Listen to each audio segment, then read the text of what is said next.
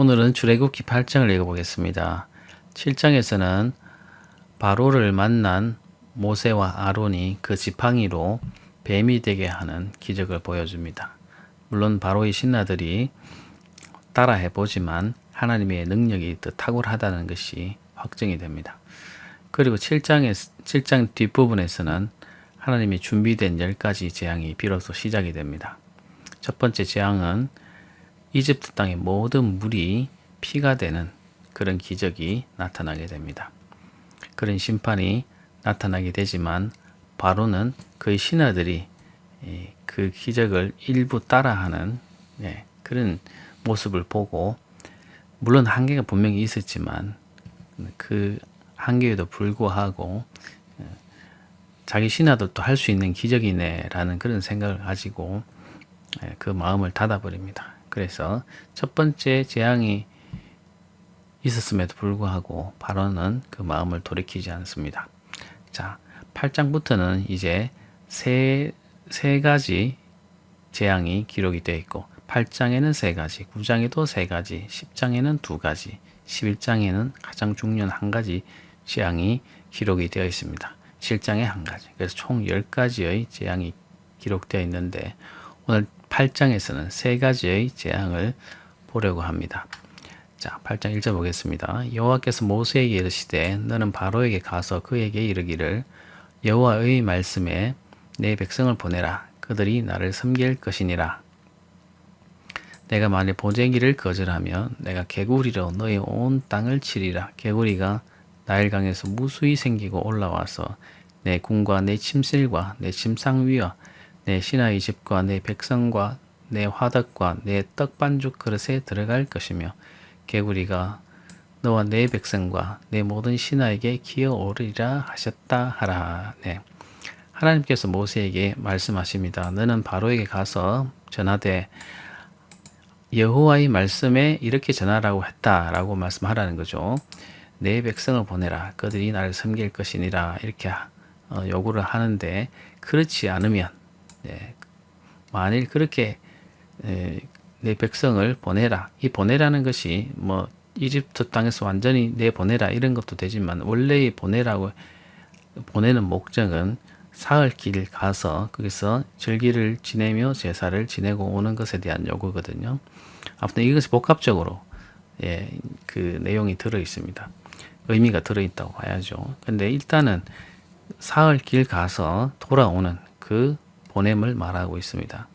아무튼 만일 보내기를 거절하면 내가 개구리로 너의 온 땅을 칠 것이다.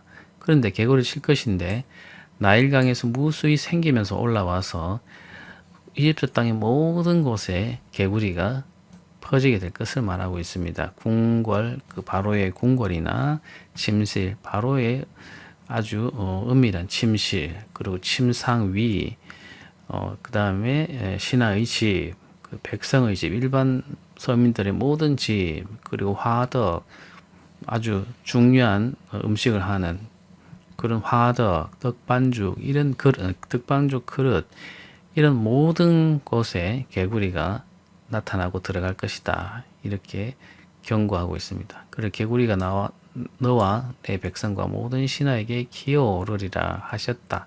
이렇게 전하라고 합니다. 경고를 하는 거죠. 그래서 여호와께서 모세에게 이르시되 아론에게 명령하기를 내 지팡이를 잡고 내 팔을 강들과 운하들과 못 위에 펴서 개구리들이 애굽 땅에 올라오게 하라 할지니라. 그렇게 하고 아마 거절할 것이 분명하니까 아론에게 모세의 지팡이로 그 팔을 물이 있는 강, 운하 이런 곳에 펴서 명령하라. 이렇게 말씀하고 있습니다. 자, 아론이 애굽 물들 위에 그의 손을 내밀매 개구리가 올라와서 애굽 땅에 덮이니 요술사들도 자기 요술대로 그와 같이 행하여 개구리가 애굽 땅에 올라오게 하였더라. 자, 바로가 그들의 요구를 거절하고 마음이 완악해서 그것을 들어주지 않았다라는 과정은 다 뛰어넘어서 반복되는 이야기이기 때문에 거절했다고 전제를 하고 아론이 애굽의 물을 향해서 하나님께서 하라고 하신 행동을 했다라고 말하고 있습니다. 그랬더니만 개구리가 물에서 올라와서 애굽 땅에 덮이게 되었고 요술사들도 바로의 신하들도 따라 했다는 것입니다. 그랬는데 그것이 완전히 모든 애굽 땅에서 하나님께서 개구리가 올라오게 하셨던 그런 전지전능한 그런 일들이 아닌 그냥 일부 물에서 뭐 개구리가 올라오는 것처럼 보이게 하거나 한 그런 정도의 눈속임 정도라고 생각하는 것이 옳을 것 같습니다. 원래 마술이나 요술이라는 것이 그렇게 신비적이나 초능력적이지 않습니다. 눈속임인 거죠. 그래서 바로의 그 신하들도 그렇게 했는데 바로는 그것을 받아들이고 그것은 누구나 어느 나라의 술사들 또는 제사장들이 할 수 있는 정도의 능력 정도로 생각을 해버리고 자기 스스로 마음을 닫아버리는 것이죠. 네, 그렇게 생각해 버리니까 완악한 마음이 더해질 수밖에 없었겠죠. 그런데 개구리가 의미하는 바는 그 당시 애굽 사회에서 다산의 상징으로 개구리를 생각했다고 합니다. 그래서 개구리 신을 섬기기도 했고 개구리가 물이 많이 생기는 그때에는 개구리가 번식해서 실제로 많이 물에서 올라왔다고 합니다. 그래서 개구리를 다산의 그런 신 정도로 보고 섬기기도 했던 개구리 신을 섬기기도 했던 사람들이 이 이집트 사람들입니다. 그러니까 그런 개구리가 실제로 그 사람들의 삶의 모든 삶의 영역이 생김으로써 오히려 더 불편하게 되는 그 이집트에 섬기는 그 개구리가 그들의 삶을 망치는 그런 재앙이 이 두 번째 재앙이 되겠습니다. 그래서 바로가 모세와 아론을 불러 이르되 여호와께 구하여 나와 내 백성에게서 개구리를 떠나게 하라. 내가 이 백성을 보내리니 그들이 여호와께 제사를 드릴 것이니라. 자, 바로가 이 두 번째 재앙, 개구리 재앙을 겪으면서 이제 이렇게 계속 가서는 나라가 안 되겠다라고 생각했는지 모세와 아론을 불러서 여호와께 구하게 됩니다. 나와 내 백성에게서 이 개구리를 떠나게 해달라. 네, 이렇게 요구를 하게 됩니다. 그렇게 하면 내가 이 백성을 보낼 것이다. 그들이 여호와께 제사를 드릴 것이니라. 이렇게 하면서 개구리가 없어지게 해달라고 부탁하게 됩니다. 9절에 보면 모세가 바로에게 이르되 내가 왕과 왕의 신하와 왕의 백성을 위하여 이 개구리를 왕과 왕궁에서 끊어 나일강에만 있도록, 원래 나일강에만 있었으니까 나일강에만 있도록 하겠는데 그러면 언제부터 그렇게 하도록 하는 것이 옳을는지 내게 말해 주십시오. 이렇게 말하게 됩니다. 그 시한까지도 컨트롤할 수 있는, 제어할 수 있는 분이 하나님이다라는 것을 더 당당하게 말하고 있는 것이죠. 그래서 그가 이르되 내일이니라. 자, 내일까지는 이대로 있다가 내일부터는 그렇게 해달라고 합니다. 이것은 바로가 일말의 여지를 가지고 자연적으로 없어질 수도 있는데 라는 생각을 가지고 내일까지는 기다려보자 라고 하는 그런 의미에서 아마 내일이라고 했던 것 같습니다. 그것이 정말 불편하고 바로 해결되어야 될 문제라고 했다면 즉시로 그렇게 해라라고 했을 수 있는데 그렇지 않고 내일 해라라고 하는 것은 그만큼 다급하지 않고 자연적으로 없어질 수도 있을 여지를 자기는 생각하고 있었기 때문에 아마 그렇게 말했던 것 같습니다. 내일 그렇게 해라라고 말하고 있습니다. 그래서 모세는 왕의 말씀대로 하여 왕에게 우리 하나님 여호와와 같은 이가 없는 줄 알게 하리니 개구리가 왕과 왕궁과 왕의 신하와 왕의 백성을 떠나서 나일강에만 있으리다 하고 자 그렇게 들어줄 것이다 라고 했죠. 그래서 모세와 아론이 바로를 떠나 나가서 바로에게 내리신 개구리에 대하여 모세가 여호와께 간구하매 여호와께서 모세의 말대로 하시니 개구리가 집과 마당과 밭에서부터 나와서 죽은지라. 네. 그 다음 날 모세의 말대로 개구리가 나와서 길바닥에서 죽었다고 하는 것이죠. 자, 사람들이 모아 무더기로 쌓으니 땅에서 악취가 나더라. 이 개구리가 그들을 섬기는 신인 개구리가 그들의 삶에 큰 골칫덩어리가 되었을 뿐만 아니라 그 개구리가 죽으니까 그 개구리 사체를 다 처리하지 못해서 쌓아두고 있었을 텐데 아마 거기서 나오는 악취 때문에 오히려 또 생활이 더 곤란하게 되는 그런 상황이 야기되고 있습니다. 그래서 이 개구리를 통해서 하나님께서 심판하시는 재앙이 이집트 땅에 있었습니다. 자, 이 이야기들을 재앙들을 쭉 모아보면은 분명히 그들의 삶에 있어서 이집트 사람들의 삶에 있어서 중요한 그런 요소이지만 그 요소를 하나님께서 쳐서 그것으로 인해서 오히려 이집트 사람들이 더 불편하게 되는, 네. 그리고 그들이 불편하게 하는 어떤 그런 요소들을 더 확대해서 그들의 삶이 더 불편하게 하는 그런 식의 이 재앙이 내리게 됩니다. 그리고 이집트 사람들의 삶을 자원을 점점 황폐하게 하는 그런 강도 높은 재앙들로 점점 채워지게 됩니다. 그 단순한 심판에서 점점 그들이 나라를 망가뜨리는, 고갈시키는, 자원을 고갈시키는, 사람들을 괴롭히는 그런 심판으로 점점 커가게 되는 것이죠. 뱀은 그 당시 바로의 이 왕관에 뱀의 모양이 조각이 있을 정도로 뱀을 신성시하고 바로의 권위를 상징하는 그런 동물이 뱀이었거든요. 그러니까 그 뱀을 하나님께서 그 바로의 신하들이 만든 그 뱀을 잡아먹게 해서 그 권위를 실추시키고 꺾어버리는 그런 재앙으로부터 해서 이 재앙이 점점 시작되고 있는 것이죠. 그래서 결론적으로 하나님의 이 심판은 이 이집트 사람들의 모든 삶의 터전을 점점 망가뜨리는, 훼손시키는 그런 방법으로 점점 진행하게 될 것입니다. 자, 일단은 개구리의 재앙으로 지금 두 번째 재앙이 내려지고 있습니다.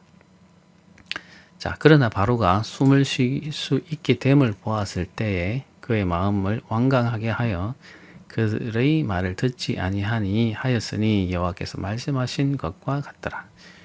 자, 그 다음 날이 되어서 개구리가 사라지게 되니까 바로가 그 마음을 돌려서 그 약속했던 것을 지키지 않게 됩니다. 그것은 하나님께서 그렇게 하실 것이다 예언하신 대로 바로가 행동하고 있는 것을 우리가 볼 수 있습니다. 자, 그는 기다렸다는 듯이 세 번째 재앙이 시작이 됩니다. 16절 보시면 여호와께서 모세에게 이르시되 아론에게 명령하기를 네 지팡이를 들어 땅에 티끌을 치라 하라. 그것이 애굽 온 땅에서 이가 되리라. 그들이 그대로 행할세 아론이 지팡이를 잡고 손을 들어 땅에 티끌을 치매 애굽 온 땅의 티끌이 다 이가 되어 사람과 가축에게 오르니. 자, 세 번째 재앙은 먼지가 이가 되는 그런 재앙입니다. 근데 여기서 이라고 할 때는 우리가 알고 있는 그런 이보다는 어떤 분들은 그렇게 이라고 그렇게 생각하시는 성경학자들도 있는데 대부분의 성경학자들은 모기 정도로 보고 있습니다. 모기. 나일강이나 이 강에서 왕성하게 번식했을 때 그것이 사람들에게나 짐승들에게 큰 골칫덩어리로 숫자가 많아져서 생활을 불편하게 하는 그런 모기 떼 정도, 모기나 아니면 그 비슷한 사람을 괴롭히는, 짐승을 괴롭히는 그런 곤충 정도를 이라고 생각을 하고 있습니다. 실제로 이가 됐든 그런 모기가 됐든 그것을 정확하게 특정하는 게 중요한 것은 아니고 아무튼 하나님께서 그 모기나 벌레를 통해서 그 애굽 사람들을 괴롭게 만드시고 그들을 심판하셨다는 것이 중요하겠죠. 그래서 요술자들도 자기 요술로 그같이 행하여 일을 생기게 하려고 했지만 못했다는 것입니다. 이제는 일반적으로 할 수 있는 그런 눈속임의 수준을 넘어가고 그 종류가 다양해져서 바로의 신하들도 따라 할 수 없는 정도의 그런 심판이 내리게 됩니다. 그래서 요술사들도 자기 요술로 그같이 행하여 이를 생기게 하려고 했지만 못하였고 이가 사람과 가축에게 생긴지라. 네, 그래서 요술사가 바로에게 말하되 이는 하나님의 권능이다 하였으나 바로의 마음이 완악하게 되어 그들의 말을 듣지 아니하였으니 여호와의 말씀과 같더라. 네. 제가 그 생존 프로그램을 좀 좋아하는데 그 생존 프로그램의 여러 프로그램 중에 아주 오지에 들어가서 생존하는 그런 프로그램을 가끔씩 봅니다. 근데 거기에 여러 옷이나 그런 문화의 문명의 그런 도구들을 다 버리고 가서 거기서 생존하는 이 모습을 보다 보면은 이 조그마한 벌레, 특별히 사람 몸에 이렇게 붙어서 흡혈을 하거나 또 이렇게 물거나 하는 벌레들이 굉장히 많아서 하루 이틀 밤을 자지도 못하고 그런 벌레들에게 시달리는 그런 광경을 굉장히 많이 보게 됩니다. 그래서 이제 그 생존 프로그램이 실패하거나 하는 그런 모습을 보게 되는데요. 그런 것처럼 작은 눈에 보이지 않으면서도 사람을 굉장히 괴롭게 하는 짐승에게 피를 빠는 그런 이 곤충들이 급격하게 번식해서 사람들을 괴롭혔다는 말이 되겠죠. 자, 20절 보면 여호와께서 모세에게 이르시되 아침에 일찍이 일어나 바로 앞에 서라. 그가 물 있는 곳으로 나오리니 그에게 이르기를 여호와께서 이와 같이 말씀하시기를 내 백성을 보내라. 그러면 그들이 나를 섬길 것이니라. 네, 이제 네 번째 재앙이 시작이 됩니다.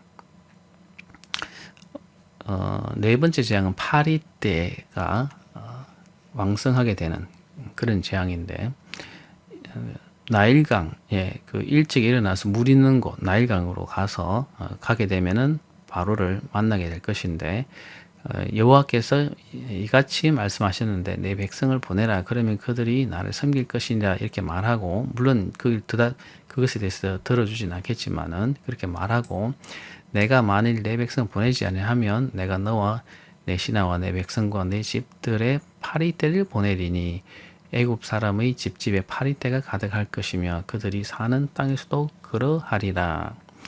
파리가 또 득실하게 되는 그런 재앙을 하나님께서 내리게 됩니다. 근데 우리가 아는 그런 파리 정도, 우리가 일상적으로 접하는 그런 파리도 있지만 또한 사람을 공격하거나 또는 짐승을 공격하거나 하는 그런 흡혈을 하는 그런 파리곤충, 파리 비슷한 곤충도 다 포함하고 있습니다. 그래서 사람들도 괴롭게 하고 또 농작물이나 또 농작물을 망치기도 하고 또 가축들을 계속 괴롭히는 그런 류의 파리떼를 다 포함한다고 보시면 좋겠습니다. 그래서 그날에 나는 내 백성이 거주하는 고센 땅을 구별하여 그곳에는 파리가 없게 하리니 이로 말미암아 이 땅에서 내가 여호와인 줄 내가 알게 될 것이라. 네, 이스라엘 자손이 살고 있었던 고센 땅은 그런 일들이 다 일어나지 않았다고 기본적으로 전제하는 것이 좋을 것 같습니다. 물이 피가 되게 한다든지 개구리가 올라오게 된다든지 티끌이 이가 되게 되는 그런 재앙, 또 지금 우리 네 번째 파리가 가득하게 되는 그런 재앙들이 고센 땅에는 구별되어서 생기지 않았다고 전제를 하는 것이 좋을 것 같습니다. 여기서는 이제 네 번째 됐어야 비로소 그렇게 말씀하시지만 기본적으로 이스라엘 자손이 살고 있는 고센 땅에는 그런 재앙들이 임하지는 않았다고 우리가 봐야 될 것 같습니다. 그리고 23절 내가 내 백성과 내 백성 사이를 구별하리니 내일 이 표징이 있을지라 하셨다 하라 하시고 여호와께서 그와 같이 하시니 무수한 파리가 바로의 궁과 그의 신하와 집과 애굽 온 땅에 이르니 파리로 말미암아 그 땅이 황폐하였더라. 네. 무수한 파리가 모든 애굽 땅을 다 가득 채워서 그 땅이 황폐하게 되고 사람들이 곤란하게 되었다라는 것이죠. 그래서 바로가 모세와 아론을 불러 이르되 너희는 가서 이 땅에서 너희 하나님께 제사를 드리라. 이 땅에서 제사를 드리라는 것이죠. 사흘 길을 가서 제사를 지내고 오겠다고 하는데 그렇게 하면은 이스라엘 자손들이 도주할 우려가 있기 때문에 바로는 그것을 믿지 못하고 이 땅에서 제사를 드려도 되지 않느냐 이렇게 말하고 있는 것입니다. 도주의 우려와 또는 3일 동안 갈 때 3일 올 때 3일이면 벌써 6일이죠. 6일 동안 노동을 못하는 것에 대한 그런 우려 이런 것들을 다 포함한다면은 이 땅에서 제사를 드려도 되도록 내가 배려를 해줄 테니까 여기서 제사를 드리라 이렇게 바로 타협안을 제시하고 있습니다. 모세가 이르되 그리하면 부당하니이다. 우리가 우리 하나님 여호와께 제사를 드리는 것은 애굽 사람이 싫어하는 바인즉 우리가 만일 애굽 사람의 목전에서 제사를 드리면 그들이 그것을 미워하여 우리를 돌로 치지 아니하리까. 이 말은 무엇인가 하면 애굽 사람들은 짐승을 죽여서 그 피로 제사를 드리는 제사, 그것을 희생제사라고 얘기하는데 동물의 희생시켜서 드리는 제사, 희생제사라고 하는데 그 희생제사를 싫어한다는 것입니다. 애굽 사람들은. 그래서 동물을 잡아서 피로 제사를 드리지는 않습니다. 오히려 미워한다고 합니다. 그래서 특히 흰 암소를 잡는 것에 대해서는 극히 아주 싫어하게 되는데 이스라엘 사람들이 제사를 지내는 방식에는 희생제사가 일반적이었고 유목민들이 드리는 제사는 그런 제사가 일반적이었기 때문에 그렇게 제사를 지내다 보면은 당신의 애굽 사람들이 우리를 싫어해서 돌로 칠 수도 있으니까 우리가 여기서는 제사를 못 드리겠습니다. 이렇게 핑계를 하고 있는 것입니다. 모세와 아론이. 그래서 우리가 사흘길쯤 광야로 들어가서 우리 하나님 여호와께 제사를 드리되 우리에게 명령하시는 대로 하려 하나이다. 하나님께서 명령하신 대로 그렇게 하겠다. 이렇게 말합니다. 자, 우리가 하나 생각해 봐야 될 것은 이 사흘 길이 대충 어느 정도 되는 거리일까 하는 부분입니다. 사흘 길 얘기가 많이 나오는데 어떤 성서학자들은 모세와 아론이 하나님을 만났던 호렙산, 시내산으로 가서 제사를 지내고 돌아오는 것을 의미한다고 합니다. 물론 돌아오는 것까지는 계획이 없었겠지만은 사흘길이라고 얘기하면 시내산까지 거리라고 얘기하는데 실제로 그런가 한번 보겠습니다. 자, 이 지도는 구글 지도가 되겠습니다. 자, 이게 구글 지도인데요. 고센 땅은 여기가 고센 땅입니다. 고센 지역이고 시내산은 여기에 있습니다. 그래서 거리를 한번 측정해 보겠습니다. 실적 거리, 측정 거리, 여기서 여기까지 직선 거리 310km입니다. 310km. 직선 거리가 310km거든요. 그럼 사흘 거리면 3일 동안 갈 거리인데 하루 100km를 걸어가야 된다는 거거든요. 100km를 계속 걸어가서 그 백성이 걸어가서 돌아오는 거리니까 사흘 길로 시내산까지 간다는 건 상당히 무리인 거리가 되겠습니다. 그래서 그렇게 해석하기보다는 이 고센 땅이 여기니까 의미적으로는 이 근처 광야로 나가서 많은 그 백성들이 나가서 그곳에서 돌아오겠다 하는 의미 정도로 이해하는 것이 옳지 않을까 이런 생각이 됩니다. 현실적으로 300km 되는 총 600km 되는 거리를 모든 가족들이 가서 제사를 지내고 오겠다. 이렇게 말한다는 것은 약간의 문제가 있지 않을까 이런 생각이 됩니다. 그래서 대략 이 광야 이 바깥에 가서 이집트의 바깥에 가서 사흘길 이렇게 얘기할 때 바깥 정도로 바로는 이해하고 있지 않나. 그리고 이스라엘 사람들도 그 정도로 요구를 하고 있지 않나 이런 생각이 듭니다. 자, 28절 보면 바로가 이르되 내가 너희를 보내리니 너희가 너희의 하나님 여호와께 광야에서 제사를 드릴 것이나 너무 멀리 가지는 말라. 그런즉 너희는 나를 위하여 간구하라. 자, 여기서 드러나듯이 보면은 너무 멀리 가지는 말라라고 하는 것은 가까운 정도의 거리에 있는 어느 지역 정도로 생각하고 염두에 두고 이야기했던 것 같습니다. 그래서 너무 멀리 가지는 마라. 그리고 거기서는 나를 위하여 간구해라. 이런 식으로 요청하고 있습니다. 이제 보내주겠다고 마음을 또 약속을 한 거죠. 그래서 모세가 이르되 내가 왕을 떠나가서 여호와께 간구하리니 내일이면 8일때가 바로와 바로의 신하와 바로의 백성을 떠나려니와 바로는 이 백성을 보내어 여호와께 제사를 드리는 일에 다시 거짓을 행하지 마소서 하고, 자, 내일이면은 8일때가 없어지도록 해 드릴 테니까 바로 왕께서는 지금 약속하신 것을 지키십시오. 거짓말을 행하지 마십시오. 이렇게 말하죠. 그래서 모세가 바로를 떠나 나와서 하나님께 간구하게 됩니다. 그래서 여호와께서 모세의 말대로 하시니 그 8일때가 그 다음 날 바로와 그의 신하와 그의 백성에게서 떠나니 하나도 남지 아니하였더라. 그러나 바로가 그때에도 그의 마음을 완강하게 하여 그 백성을 보내지 아니하였더라. 네, 바로가 약속을 또 어기는 것이 나오죠. 네, 그 개구리가 죽고 그 사체가 온 애굽 천지에 널브러져 있을 테니까 그것으로 인해서 파리가 극심하게 번식해서 파리떼가 창궐하게 되는 그런 사태를 하나님께서 만드신 걸로 볼 수 있죠.